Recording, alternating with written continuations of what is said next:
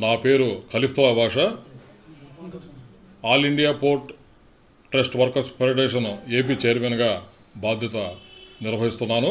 కృష్ణపట్నాన్ని సందర్శించే దశలో ఈరోజు నా సోదరులు ముస్లిం ముద్దుబిడ్డ అయిన మన సమీ గారు ఆహ్వానం మేరకు నెల్లూరుకు రావడం జరిగింది. ఈ సందర్భంగా మీడియా సమావేశం ఏర్పాటు చేసుకున్నాం. మన ప్రియతమ ముఖ్యమంత్రి వర్యులు నారా చంద్రబాబు నాయుడు గారు కూడా నౌకాశ్రయం అభివృద్ధికి ఆయన కూడా ముందున్నారు అభివృద్ధి చేయడానికి. అందుట్లో భాగంగా ఈ మధ్యనే కాకినాడ పోర్టులో సన్ మెరీన్ అనే పోర్టు సంబంధించిన రీసైక్లింగ్ వ్యవస్థలో భాగంగా జపాన్ నార్వే సంకేతికతలతో ఎలక్ట్రానిక్ షిప్పుల తయారీకి 800 కోట్ల రూపాయలతో మంజూరు చేయడం జరిగింది. దానికి ప్రధాని నరేంద్ర మోడీ గారికి, మన షిప్ అండ్ వాటర్ కేంద్ర మంత్రులైన సోనోవాల్కి, అలానే మన సంతోష్ ఠాకూర్కి, మన ముఖ్యమంత్రి నారా చంద్రబాబు నాయుడుకి, మన వాళ్ళందరికీ కూడా కృతజ్ఞతలు తెలియజేసుకుంటున్నాం. ఇది ఎలక్ట్రానిక్ దశలో మరి తయారీ కేంద్రము మన రాష్ట్రంలో ముఖ్యంగా మన కాకినాడ పట్టణానికి రావటం అనేది, అక్కడ ఒక రకంగా చూసుకుంటే ఎంప్లాయ్మెంటు మన రాష్ట్రాల్లో చాలా ఎక్కువగా దీనివల్ల ఎంప్లాయ్మెంట్ దొరుకుతుందని చెప్పి తెలియజేసుకుంటున్నాం. ముఖ్యంగా అన్ని పోర్టులు చూస్తే మన గంగారం పోర్టు, విశాఖపట్నం పోర్టు, అలానే కాకినాడ పోర్టు, బందర్ పోర్టు, దాని తర్వాత మన రామాయపట్నము ఈ మధ్యనే పనులు జరుగుతున్నాయి. మన కృష్ణపట్నం పోర్టు, నిజాంపట్నం పోర్టు, ఇవన్నీ కూడా కొన్ని పోర్టుల్లో ప్రైవేటు పరంగా ఇచ్చినప్పటికీ మన యాజమాన్యం మాత్రం కేంద్ర ప్రభుత్వం ఆధీనంలోనే ఉందని తెలియజేసుకుంటున్నాం. ముఖ్యంగా మేము కోరేది ఏంటంటే వర్కర్స్ వెల్ఫేర్ ఏదైతే ఉందో దానిని ప్రశ్నిస్తాం. మనం ఈ వర్కర్సు అంటే మత్స్యకారులు, ఏ పోర్టు ఏరియాకు సంబంధించిన ఏరియాలో ఉన్న ఎక్కువ మంది మత్స్యకారులకి అక్కడ పోర్టు ఏదైతే కంపెనీలు ఉన్నాయో, పోర్టుకు సంబంధించిన కంపెనీలు ఏదైతే ఉన్నాయో వాళ్ళకి ముఖ్యంగా ప్రాధాన్యత ఇవ్వాలనేది మా యొక్క డిమాండు. నాకు కూడా కేంద్ర ప్రభుత్వము నియమించింది మన వర్కర్స్ వెల్ఫేర్ కోసం. వాళ్ళ ఏదైతే కేంద్ర ప్రభుత్వమో సంక్షేమ పథకాలు ఇస్తున్నాయో వాళ్ళకి చేరుతున్నాయో లేదా, వాళ్ళ జీవన శైలి ఎలా ఉన్నది, మరి ఇవన్నీ తెలుసుకోవడానికి నన్ను నియమించారు. ఆ దశలోనే ప్రతి ఏరియాలో ఉన్న పోర్టు సంబంధించిన అన్ని పోర్టుల్లో మత్స్యకారులు, ముఖ్యంగా మత్స్యకారులు నివసిస్తున్న ఏరియాల్లో మరి సందర్శించి వాళ్ళతో రచ్చబండ కార్యక్రమం ఏర్పాటు చేసి వాళ్ళ సాధక బాధకులన్నీ విని కేంద్ర ప్రభుత్వానికి మరి వాళ్ళ బాధలన్నీ సమస్యలు పరిష్కరించామని చెప్పి ప్రతిరోజు కూడా రిపోర్ట్ పంపించడం జరుగుతుంది. అందుట్లో భాగంగానే మన కృష్ణపట్నం పోర్టుని రేపు సందర్శిస్తున్నాము.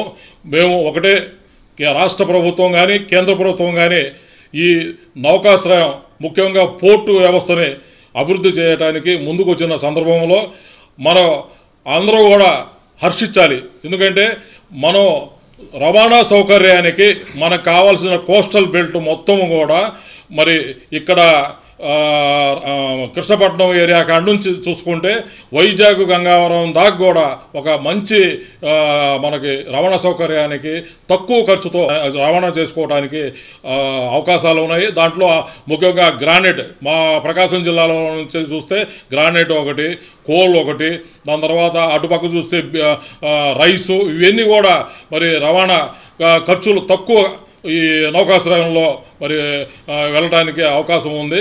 దీంట్లో మనకి కొత్తగా ఈరోజు ఇంతకుముందు షిప్పులు రీసైక్లింగ్ చేసుకోవాలి అంటే వేరే రాష్ట్రాలకి వెళ్ళాల్సిన పరిస్థితి వచ్చేది. ఇప్పుడు అయితే కాకినాడలోనే మరి సన్ మెరీన్ వాళ్ళు 56 షిప్పులను తయారు చేశారు. వాళ్ళకి గుర్తించి కేంద్ర ప్రభుత్వము ఈరోజు ఎలక్ట్రానిక్ షిప్ తయారీ కేంద్రాన్ని కూడా 800 కోట్ల వ్యయంతో మరి వాళ్ళకి అప్పచెప్పడం జరిగింది. ఇలాగ చూసుకుంటే మనం ఈ కేంద్రంలో ఉన్న అనేక రాష్ట్రాల్లో కూడా ఈ సముద్ర మార్గాలు ఏదైతే ఉన్నాయో అన్నిట్లో కూడా మన కాకినాడ ముందంజలో వస్తుందని చెప్పి నేను తెలియజేసుకుంటూ 29 కార్మిక ఏదైతే పాత చట్టాలు అయితే ఉన్నాయో 100 సంవత్సరాల చట్టాలు అవన్నీ కూడా తీసేసి కొత్తగా ఈ మధ్య ఒక వారం క్రితము 4 కోట్లతో మన కార్మిక చట్టాన్ని కొత్తగా తీసుకురావడం జరిగింది. దాంట్లో మరి అసంఘటిత కార్మికులు ఎక్కువగా ఈ పోర్టు ఏరియాలో పనిచేసే మత్స్యకారులు కార్మికులు అసంఘటిత కార్మికుల కింద వస్తారు. కాబట్టి వాళ్ళకి ఈ కొత్త చట్టము అనేక లాభాలు చేకూర్చుద్ది. ప్రతి కంపెనీ కూడా వాళ్ళని అపాయింట్మెంట్ ఇవ్వాలి అంటే ముందు లెటర్ ఇవ్వాలి. ఇంతకుముందు లెటర్ ఇచ్చేవాళ్ళు కాదు, చాలా బాధలు పడేవాళ్ళు. వాళ్ళకి శాలరీస్ కూడా 7,000, 6,000, 8,000 రూపాయలు మాత్రమే ఉంది. ఈ కొత్త చట్టం కోర్టు చట్టం రావడంతో వాళ్ళకి మినిమము 21,000 రూపాయలు వాళ్ళకి ఖచ్చితంగా ఇవ్వాల్సి పరిస్థితి ఉంది. వాళ్ళకి తీసుకోవాలి అంటే ఎంప్లాయ్మెంట్ ఇవ్వాలి అంటే ముందు జాయినింగ్ రోజే వాళ్ళకి లెటర్ పూర్వకంగా వాళ్ళకి ఇవ్వాలి.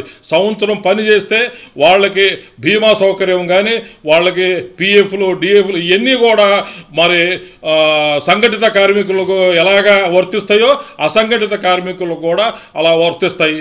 దీనికి ఈ మధ్యకాలంలో మంచి మనసుతో కార్మికులు బాగుండాలి అనే దృష్టితో మన ప్రియతమ ప్రధాని నరేంద్ర మోడీ గారు ఒక అవకాశము పాత చట్టాలను తీసేసి కొత్త చట్టం తీసుకురావాలనే ప్రయత్నం చేసి తీసుకొస్తే ఈ కమ్యూనిస్టు నేతలు ఎవరైతే ఉన్నారో వాళ్ళు దీన్ని విమర్శిస్తూ వాళ్ళకి ఇదే పని అంటే ఈ కొత్త చట్టాలు వచ్చినందువల్ల వాళ్ళతో పని ఉండదు, సంఘాలు ఉండవు, మన కార్మిక సంఘాలు ఉండవు, వాళ్ళకి పని ఉండదు. కాబట్టి పాత చట్టాలనే అమలు చేయాలని చెప్పి వాళ్ళు ఏదో ఈ మధ్య ధర్నాలు చేస్తామని చెప్పి ఊరేగింపులు చేసుకుంటూ అబద్ధాలతో మరి కార్మికుల్ని మైమర్పిస్తున్నారు.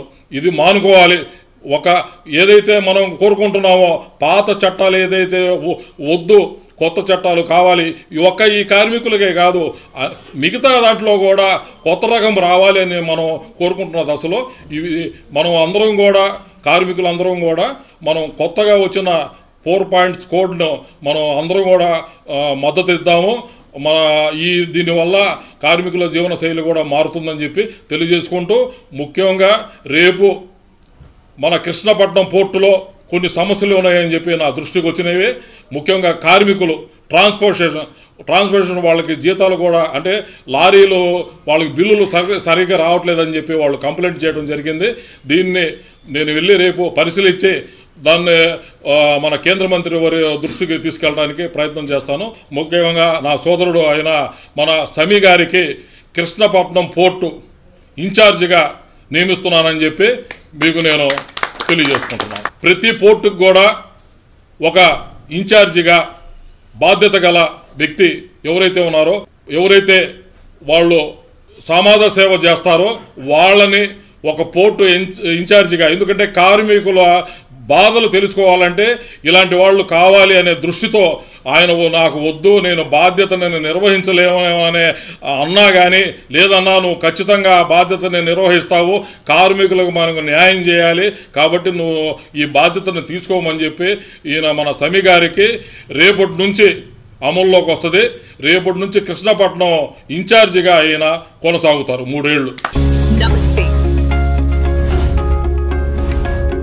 ఇది టైమ్ 9 తెలుగు.